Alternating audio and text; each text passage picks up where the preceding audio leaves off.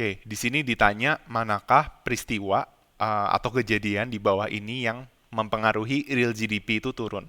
Nah, ingat kalau real GDP itu dia pakai informasi harga konstan.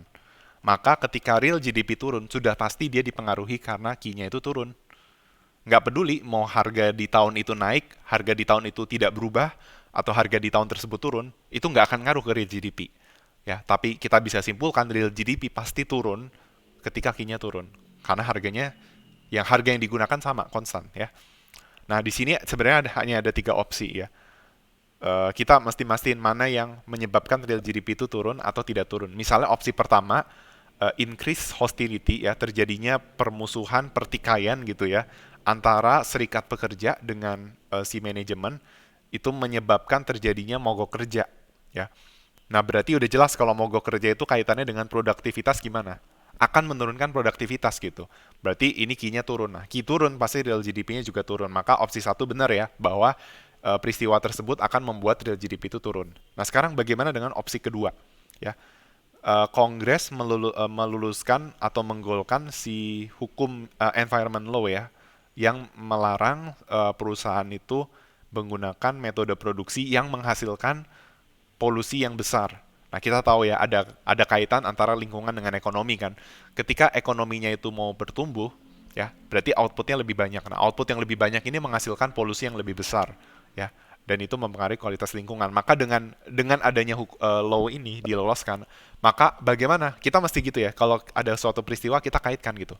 Dampaknya gimana nih terhadap si produksi? Nah, berarti karena ada hukum ini ya, kita juga nggak tahu ya hukum ini nanti konkretnya gimana. Apakah kalau misalnya ada perusahaan yang tetap memproduksi dengan metode yang menghasilkan polusi yang besar, apakah itu akan dikenakan denda atau apakah ada pajak tertentu, kita nggak tahu. Tapi yang jelas dengan kalau kebijakan ini efektif, maka pasti dia produksi akan turun.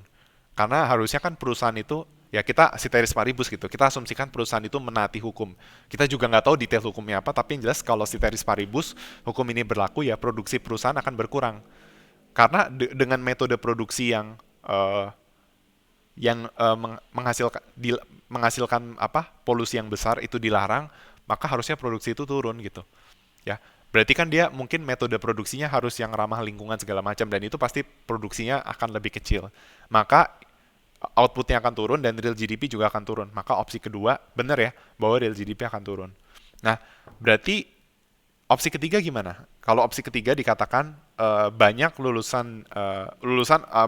bukan lulusan ya, anak-anak SMA gitu yang sedang menempuh SMA itu drop out ya, keluar untuk mencari pekerjaan ya. Nah, eh, ini justru akan meningkatkan GDP karena yang tadinya nggak kerja jadi kerja. Nah, kerja itu kan mereka dapat penghasilan dan juga mereka menghasilkan produk, maka itu berkontribusi positif terhadap GDP. Maka opsi ketiga itu tidak bisa dikatakan real GDP turun, pasti real GDP naik karena outputnya naik. Oke, berarti jawaban yang benar adalah opsi yang D ya, yaitu opsi satu dan 2 itu benar. Oke, sekian dari penjelasan saya. Terima kasih.